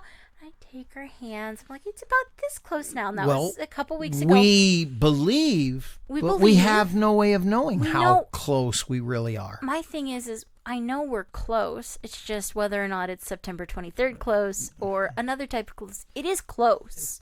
Compared to the 2,000 years that people have been waiting for it. On Sunday. We've got to be super close. Right. On Sunday, she's like, "How close?" Because she heard you mention it in your sermon. She looks at me. She's like, "How close is it now?" And I'm like, "It's this close now." And she's like, "I gotta go tell my sisters." And I'm like, "Hold on." After church, she usually helps me on the sermon. All of a sudden, she clicks it, and before I can say anything, she bolts out of the chair and goes over. Oh, I saw that. Guys.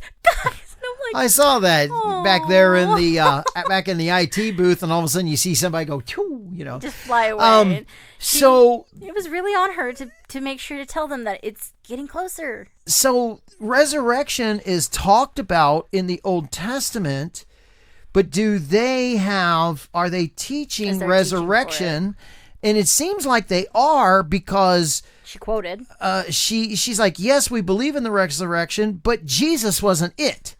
So Messiah, they see Messiah as the person who was going to come and rescue them politically, but they don't see Messiah as being the one that had the resurrection power, because she didn't look at him like that. She believed him to be Mashiach, Yeshua. Yeah. But she didn't believe him to be resurrection. That's God.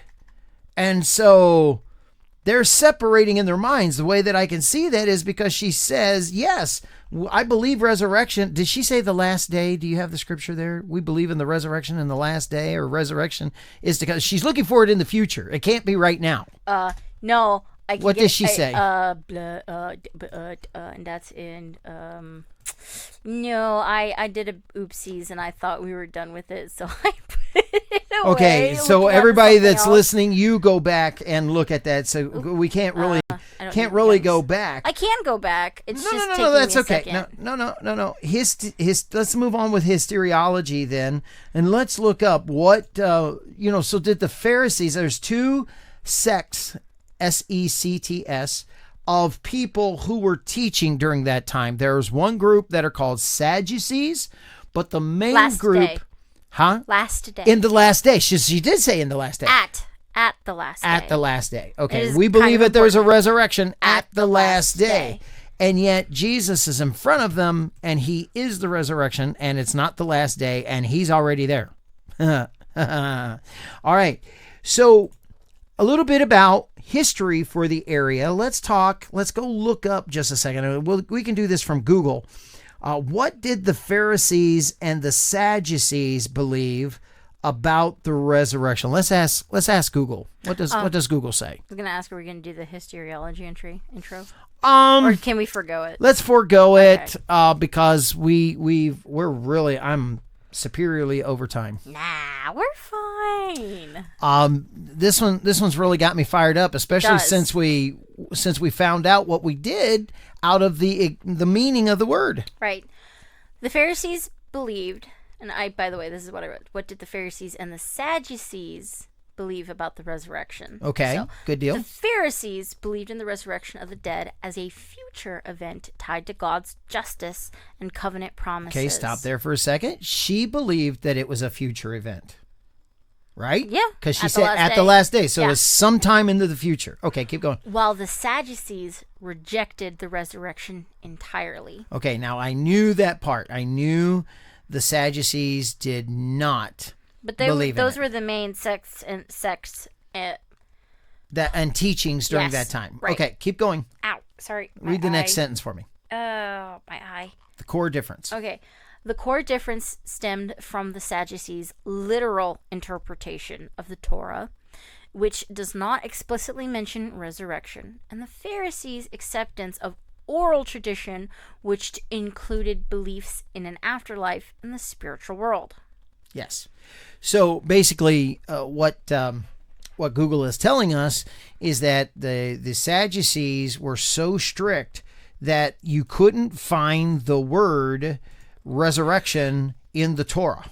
Oh, what? So therefore, it must not have been a real thing. I was going to say, is it like the same concept for rapture and Trinity for us? Correct. There's people who do not believe in the Trinity in the Christian faith because you cannot find the word in all of the Bible. There is no word. The concept is there, but there is no word that says Trinity. You cannot find the word for rapture in all of the Bible because the word is not there. There's a Hebrew word that is used. It's called harpazo. Harpazo, yeah. No, it's Greek. There's a Greek word that is used, harpazo, and then but rapturo is Latin, ends in O, which means it's a verb. It's used in Latin, and but you will not find that word in all the Bible. And harpazo in Greek means to be snatched away. Mm-hmm. Okay, but you won't find the word rapture, so there's nothing to translate as rapture because you won't find the base word rapturo in all the Bible. Right, and so that's the main difference between, what would you say, is the different denominations that we have because of how different people interpret the Bible versus how the Catholics do it, or versus how the Lutherans want to do something, evangelicals want to do something, the Anglicans want to do something different. Look, okay, are we, with all of the separation of this, are we really comparing apples to apples? That's what this particular podcast is all about, comparing apples to apples. And in all these interpretations from it, there's the division and the division and the, I wanted to, you got a word in there. It's stuck. I know. Bring it out. It's very stuck. I don't think I'm going to. But the division of the church and the people who are supposed to all be followers of Christ or Christians. But because of people wanting to compare apples to oranges, or even apples to apples, but saying one wants a Macintosh and one wants a wine sap, two totally different. One wants a Granny Smith and one wants a wine sap. Two totally different apples. Well, careful. Let's keep. Hold on, I'm rolling it back in. All right. But because they can't agree on the same anything, even if they're both talking about apples, they still can't agree with one another, so much so that they cause division. Well, most unfortunate, I'm going to make this one statement, and then we're going to move on to the main thing. This one statement is, you've got some people, denominations, that honestly say, I agree with you, but I will not admit that I agree with you because I don't want to look like I'm agreeing with you. That's just... Now, that's a bad spirit. Eternity is too long to have pride issues. Yep, like that. Yeah. So let's get to the main thing. The main thing. Mm-hmm. What is the main thing? Yeah. Oh, I'm looking at my special little cheat sheet here. So here we go. The main thing is basically this: did Jesus weep because he lost a friend, or did Jesus weep because they still didn't believe? Now, if I'm going to preach this sermon, especially after where we went down and we broke it down, we did something, and I want you to bring back for me, look this up on Google. Do you still have your Google screen somewhere? I will eventually, yeah. Okay, and I need you to look up what is eisegesis. E-I-S. E-I-S. I believe E-G-E-S-I-S. And while you're getting that ready, I want to show you this word. The importance is, did Jesus weep because he lost a friend, or did Jesus weep because they still didn't believe? As I read the whole story, even without looking up that word, as I was looking up the story, and I didn't get that descriptive of a word that said that Jesus was angry, I just started going through the story and dissecting the story and say, look, he tried to tell him here, and here. So by the time he got there, they weren't believing. Can you imagine how frustrated Jesus was, to the point that he's let's just use their word for a second, that he's groaning in the spirit. Oh, brings him to tears. Oh, that literally it brought him to tears. Or can you see it that he's groaning and that they don't believe? Or maybe you see Jesus like a lot of the people who interpret Jesus out of the 50s, 60s, and 70s. Could you roll the stone away, please? That's just not Jesus. Okay, could you imagine that Jesus trying to flip a table at the... with the... Yeah. But I can see the same Jesus who flipped the tables being this angry. Right. Now, I can see that. Understandably now, all of angry. a sudden, this Jesus being angry and that Jesus flipping over tables because it was... Now, they're the same Jesus. But it's also the same... I never caught that before. Yeah. They're the same Jesus. It's the same righteous indignation. That was one of the definitions. But it's also the same Jesus that goes, Peter, do you love me? Not in anger. Not in anger. No. And that's why this, by the way, this word for anger, to snort like a horse. is only, did you notice it was only used, what was it, 4 times? Matthew, Mark twice, John twice, Matthew once. So it's 5. Yeah. 5 times. In Just all 5 the New times. Testament, this word is only used 5 times. And it's not all about Jesus either. So, and to me, this is, and by the way, rather interesting, it's not the same word that is used when the temple tables are turned. No. But now it makes that Jesus the same Jesus. He's a human with multiple emotions. Yeah. And so this is why it's so important for context, so that we make sure that I, on a Sunday morning, don't come out and repeat.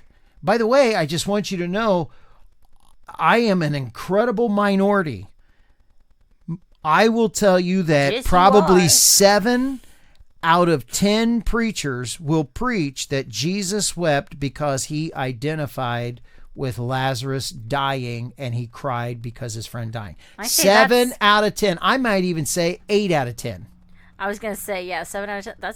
That's more than generous for your half. So I'm an incredible minority to take a look at this, and I will preach and say, no. Yeah. Jesus was angry because he only had so much time. By the way, I didn't make that up. That's in that parable that he gives right at the beginning. Hey, you only got 12 hours of daylight here, people. There's only so much longer that the light of the world is going to be here. And he, in the very next section, it is, I am the resurrection and the life. What is life? The light of the world is the life of the world. Mm-hmm.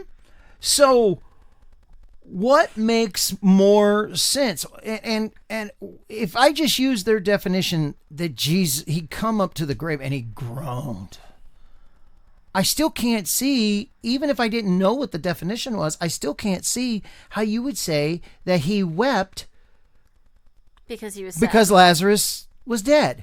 Yeah. Especially when you get past that and he said, Lord, I am doing this for all these people. To show them. So many parts of the story, when you read it in context, is about his anger because people aren't believing. A mounting anger as well. Righteous indignation. Yeah, an amounting anger that bubbles over finally at the last end of it. The climax, the crux of the matter of why he is so frustrated to prove to them why this is happening. So it matters when you, and so you got to compare, you got to keep apples to apples.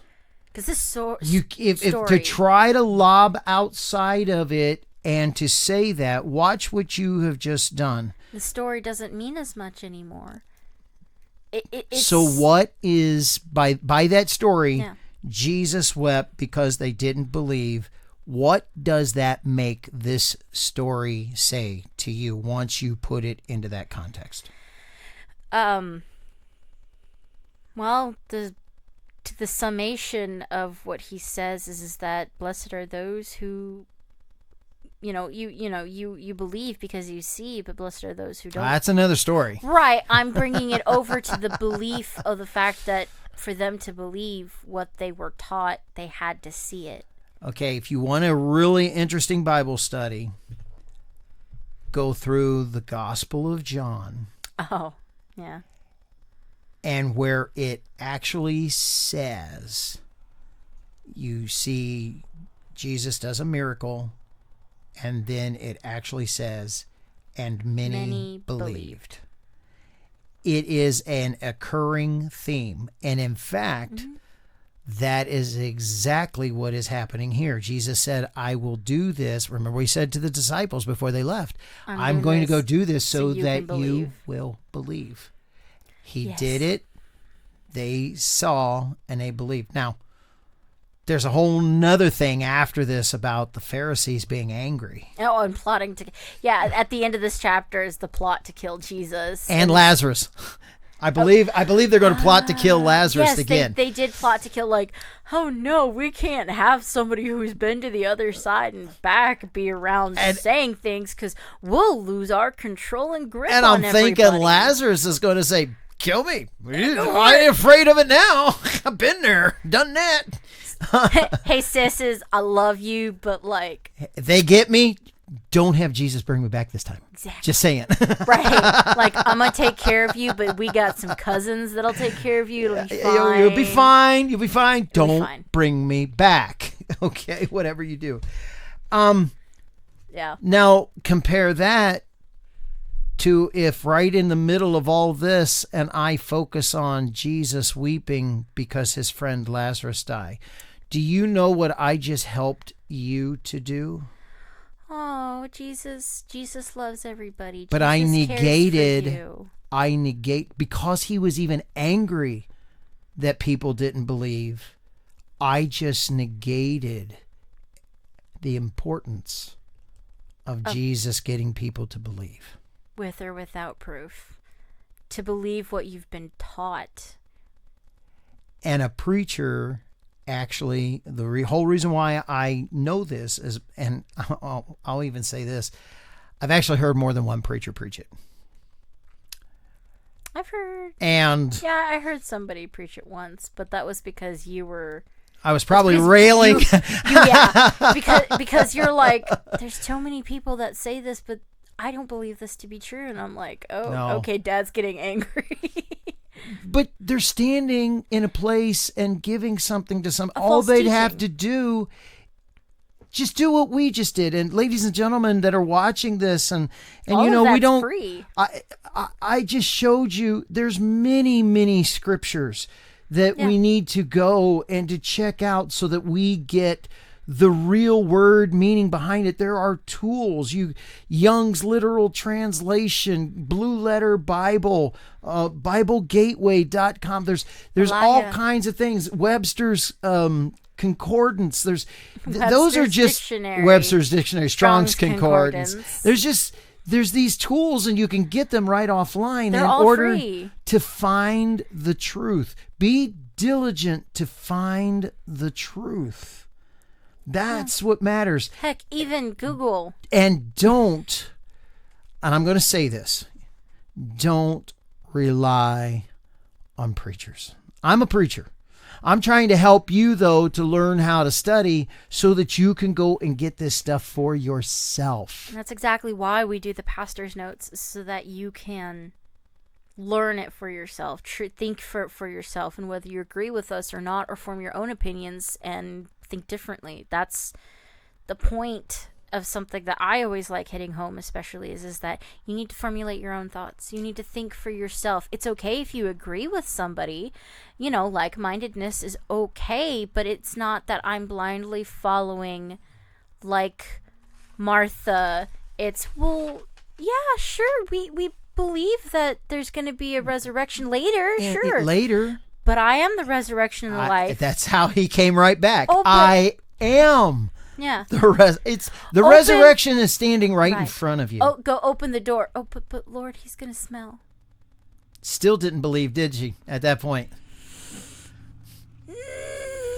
And you may say, well, why does that matter? Did you notice in this little story that Jesus wanted to do so that people would believe that in this demonstration, the resurrection is there, and here we are 2,000 years later, and the question is, do you still believe? Do you believe in the resurrection? Because it's going to happen again. It's going to happen whether you like it or not.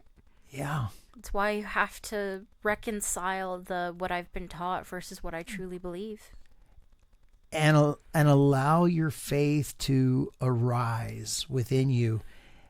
Because here we go, this story back then, and Jesus being angry that they didn't believe, because that not believing in the resurrection was not believing in him. Yeah. I am the resurrection. Here we are 2,000 years later, after Jesus Christ. Not only did we see him resurrect Lazarus, but there was the resurrection of himself, because he is the resurrection. And he says there's going to be a day, and I will call other people out. So I just want to share this with you in closing. Oh, we're not doing the Jesus? Yes, we are. But I want to share this with you in closing. Do you have it ready to go? Yeah. Okay. When Jesus comes back, notice how he called Lazarus by name. Will you hear him when he calls you by name? Or maybe the question is, will he be calling your name? The danger that I heard that man do, that preacher, is instead of exegetical preaching where today, that's what we did. We pulled the meaning out. The young man that I heard preaching actually did eisegetical preaching. The practice of interpreting a text, especially the Bible, by imposing your own ideas, assumptions, or biases onto it, rather than drawing out the meaning that is actually in the text. The term literally means to lead into, suggesting that the reader is leading their own thoughts into the text instead of letting the text lead them. It is the opposite of exegesis, which is the process of objectively analyzing a text to discover its original meaning. Oofda. That's heavy, isn't it? Well, that's so dangerous. Yeah, we want you to formulate your own thoughts, but off of truth, not what you assume it means. So to take out, you got to go do some studying. You got to do all that other kinds of stuff. And there's really gems of truth to be mined, to be unearthed. Yeah. In all of this. Just this. But would you go and you go, that's what I think that means. That's what makes sense to me. So you know what? And by the way, we're going to go with that. I want it to say that. There was about 3 years ago, there was a sad loss of life in a community that I was in. It happened here where I lived, but the community was where I worked, which was all the way down in Milwaukee. And there were several believers that were there. And I had one of the fellows walk in after this sad loss of life. It was a preteen who had died in an accident. And there was a lot of mourning that was going on. And I had a fella who had gone to Bible college say to me, well, you know, even Jesus wept at his friend's death. And I wheeled around and I looked at him. Righteous indignation hit me. Because you don't draw strength off of Jesus weeping at death. You draw strength off of the one who holds life in his very hand. And you know that he is merciful, but he has the power of life. And I wheeled around and I looked at that guy who has me by about 5 inches in height and about 100 pounds. And I said, don't you dare use that scripture like that. That is not what that means. I said, Jesus is the resurrection. Why would he weep at death? On the